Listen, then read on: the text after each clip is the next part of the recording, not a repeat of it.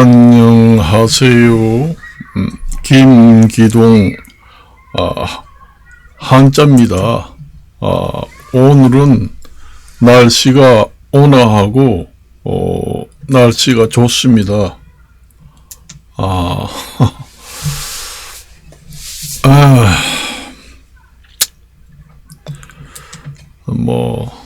의사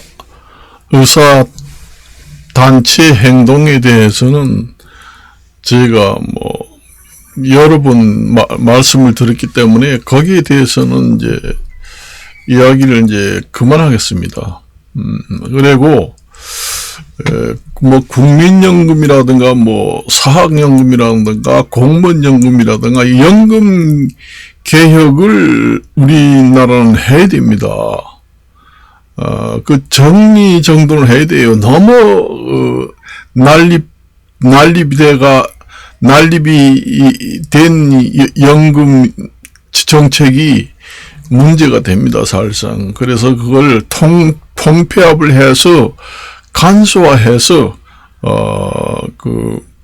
연금 개혁을 해서 국가의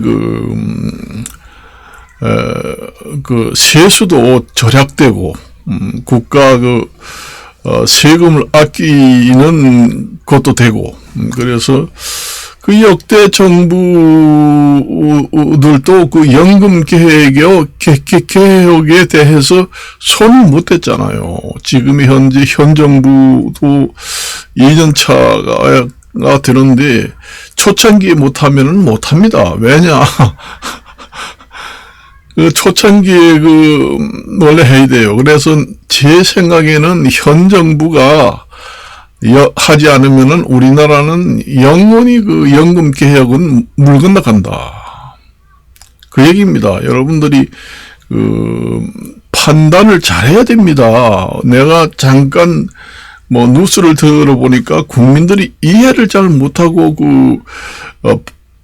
방송국에 인터뷰를 하는 경우가 많이 있습니다. 우리나라 국민들의 교육 수준이 천차만별이기 때문에 그래요. 모르는 사람도 되게 있습니다. 이 의사단체가 이렇게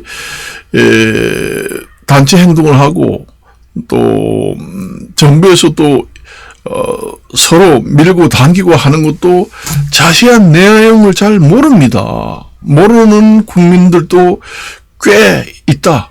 그렇게 보시면 됩니다.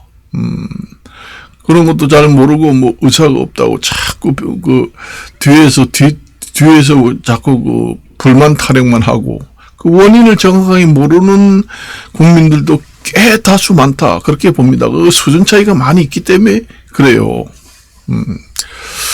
그리고 만일에 이번에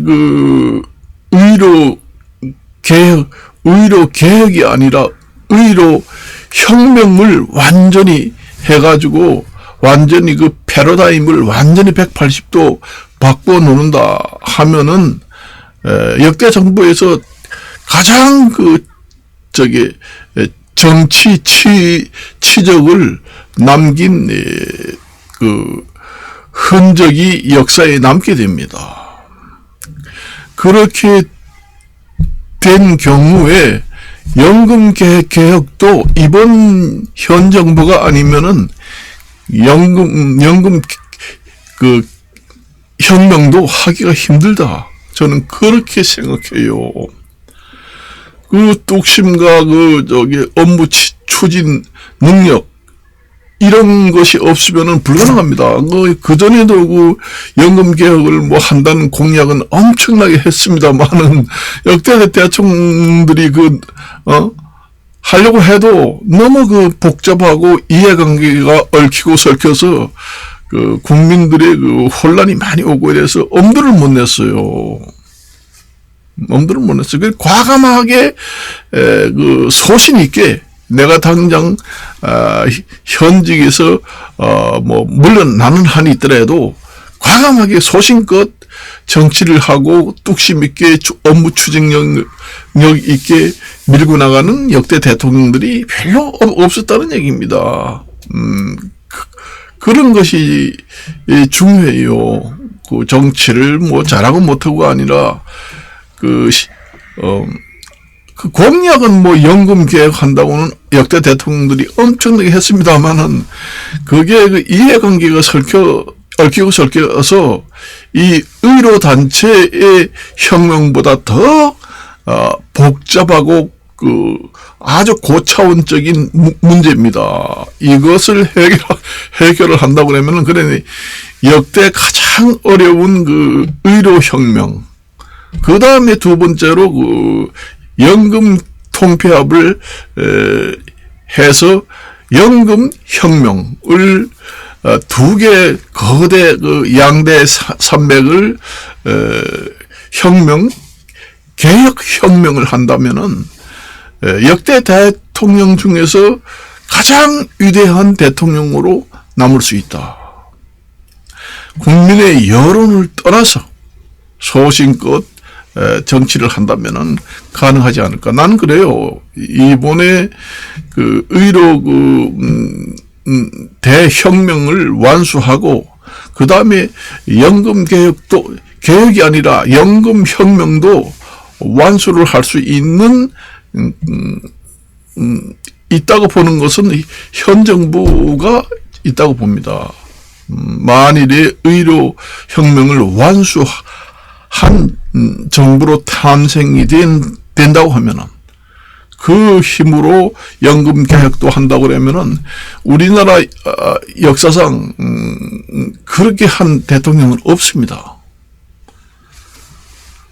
없어요. 골치 아프게 건드릴 필요가 없다. 그냥 안일 무사로 임기 내 적당하게 정치를 하고 마무리하고 임기 마치는 것이 안전빵으로 최고다. 이런 생각을 하면 안 됩니다. 안일 무사주의로. 아직까지 국민들이 잘 그 내용을 확실히 몰라가지고 혼란 속에서 선거를 하는 사람들도 많아요. 뭐 정말로 그 확실한 선별을 잘 못합니다.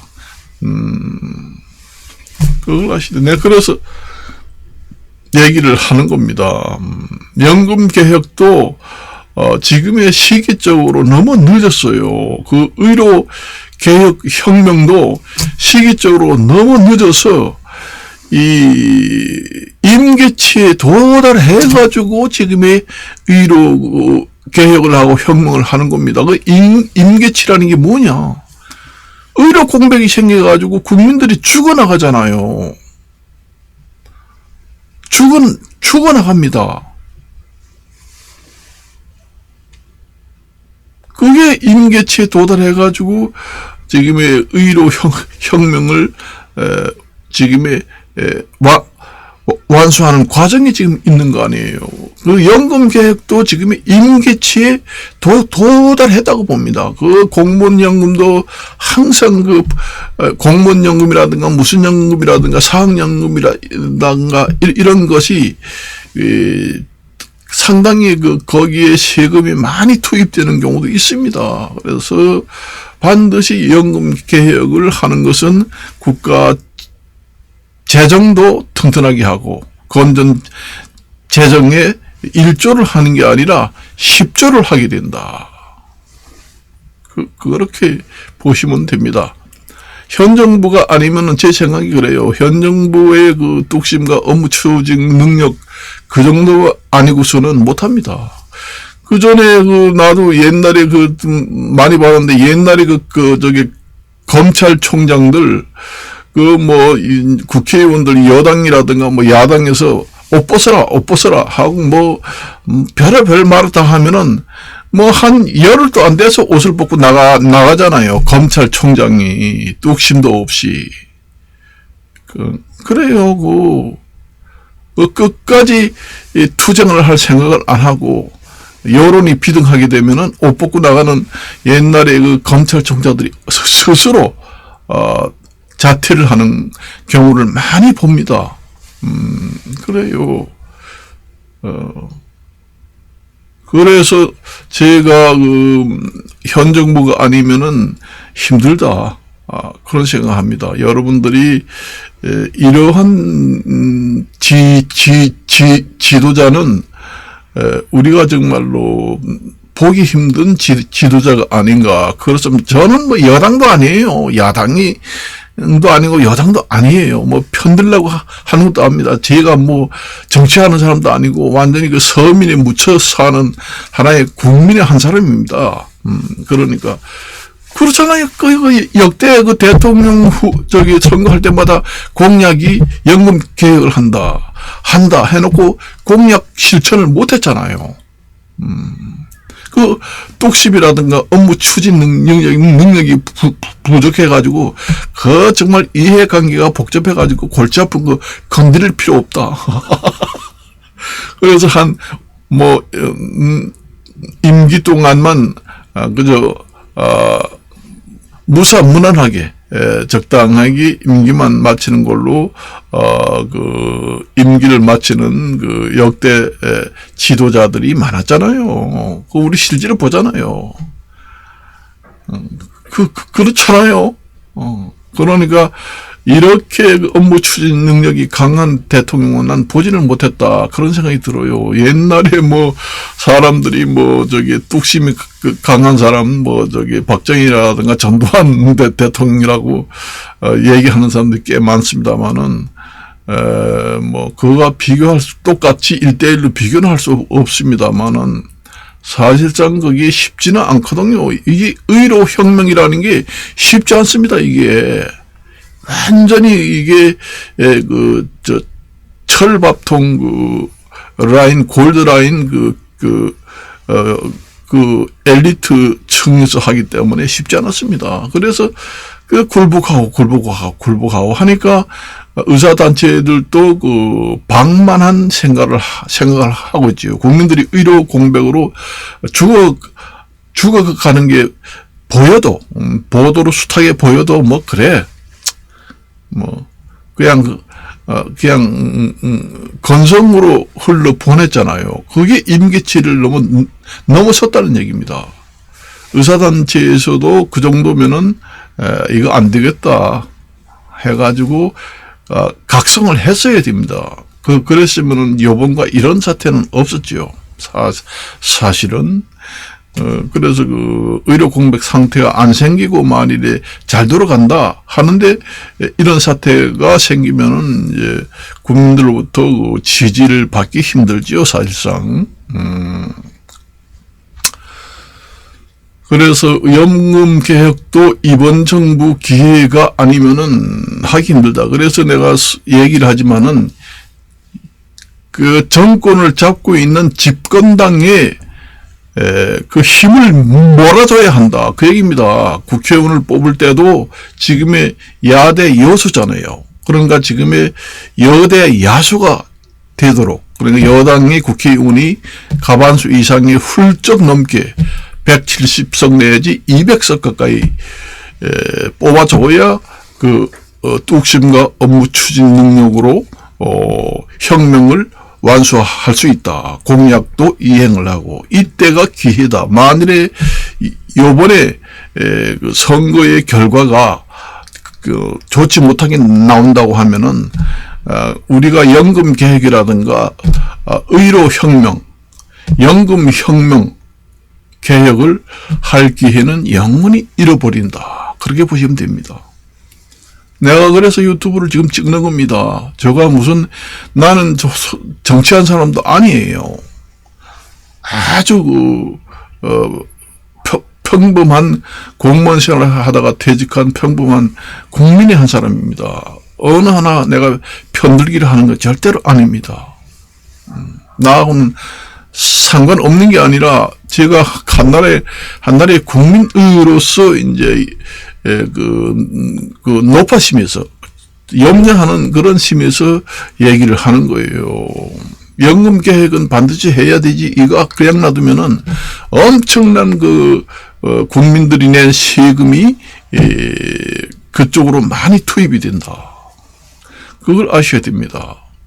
통폐합을 하든지 어떻게 하든지 계획을 해야 됩니다. 오늘 내가 뉴스를 보니까 국민연금도 64세까지 불입을 하고 65세 70세 되면은 그때부터 수령을 한다. 점점 늦어지는 경우입니다.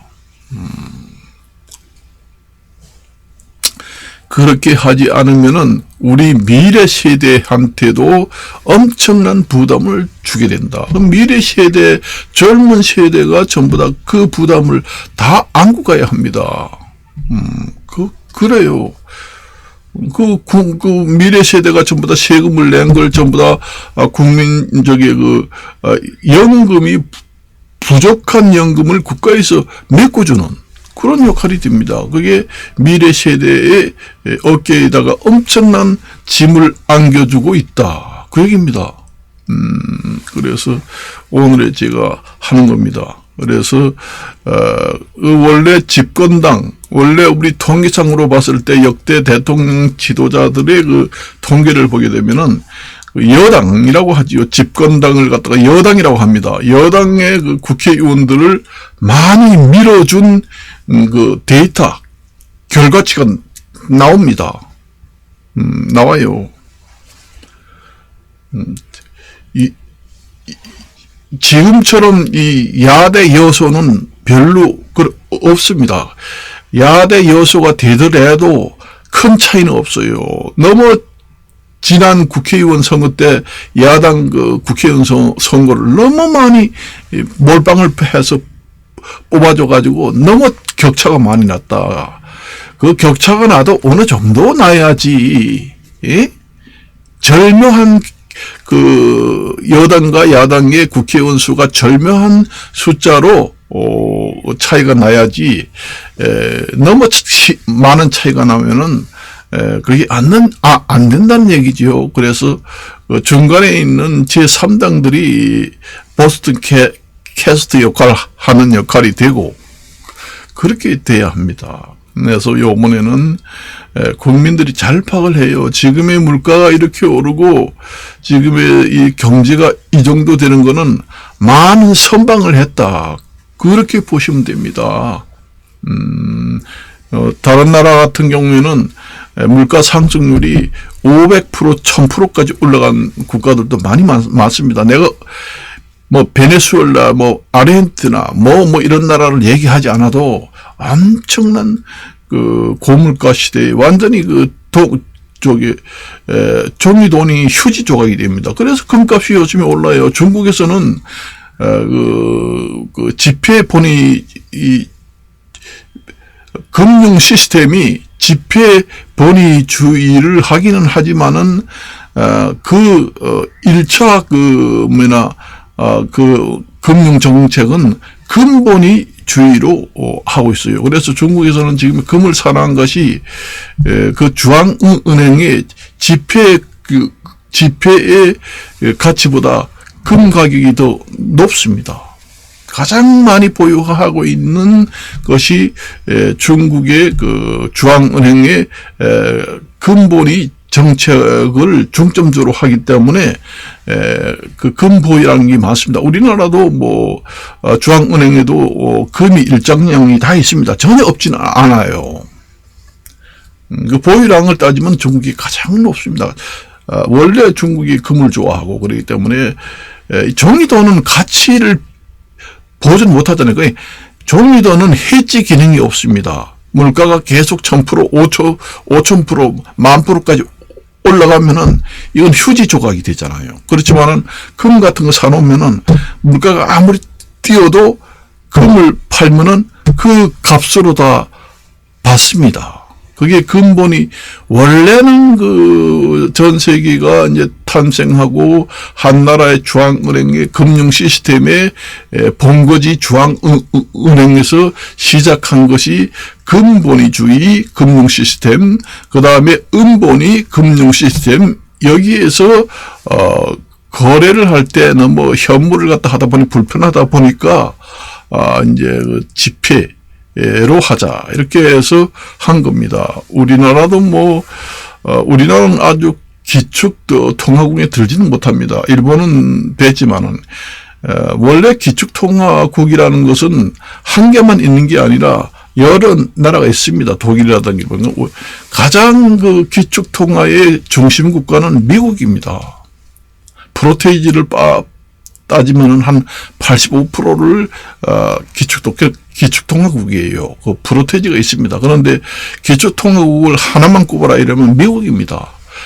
기축통화국이 되면 유리한 점이 많이 있어요. 그 금융 시스템을 운영하는 데서도 그렇고 물가 안정에서도 그렇고.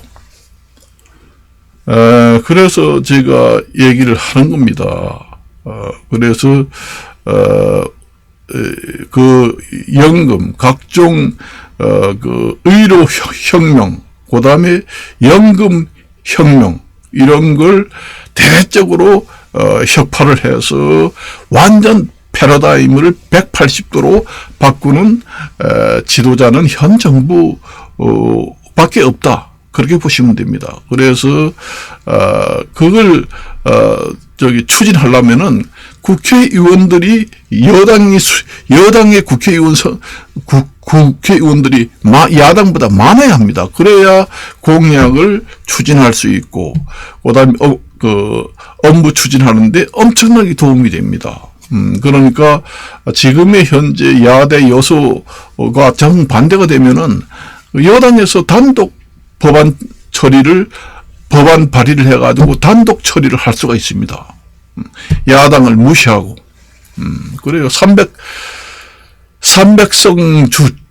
중에서 비례대표 전국구 국회의원인 비례대표 의석수를 포함해서 300석 중에서 한 170석 내지 200석 정도를 많이 획득한다면은 단독 법안 처리도 가능합니다. 그래요. 그래서 말씀을 드리는 거예요. 거기에 여러분들이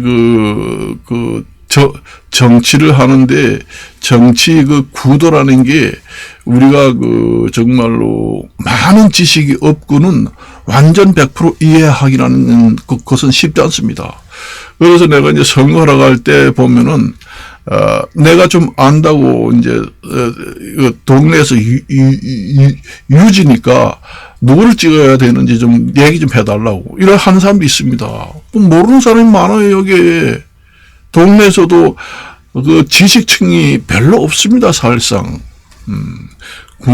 우리나라 국민 교육 수준이 많이 좋아졌다고 하지만은 아직까지 정치 돌아가는 모든 상황을 정확하게 파악하는 사람들은 별로 없다. 그 얘기입니다. 그래서 국민들이 교육 수준이 높아가지고 정확하게 보고 정확하게 찍어줘야 모든 그 일을 탄력을 받아서 공약도 강력하게 업무 뚝심으로 밀어붙여서 공약도 이용을 하고 혁명도 2대 산맥, 거대 2대 산맥의 거대한 혁명도 완성할 수 있다. 그러니까 의료 혁명, 그 다음에 연금 혁명, 그게 우리나라에서 가장 난제로 되어 있는 2대 산맥의 혁명이에요. 역대 대통령 중에서 의료 혁명, 연금 혁명은 못했습니다. 못했어요. 그래서 오늘은 여기까지만 말씀을 드리고 마칠까 합니다. 안녕히 계십시오.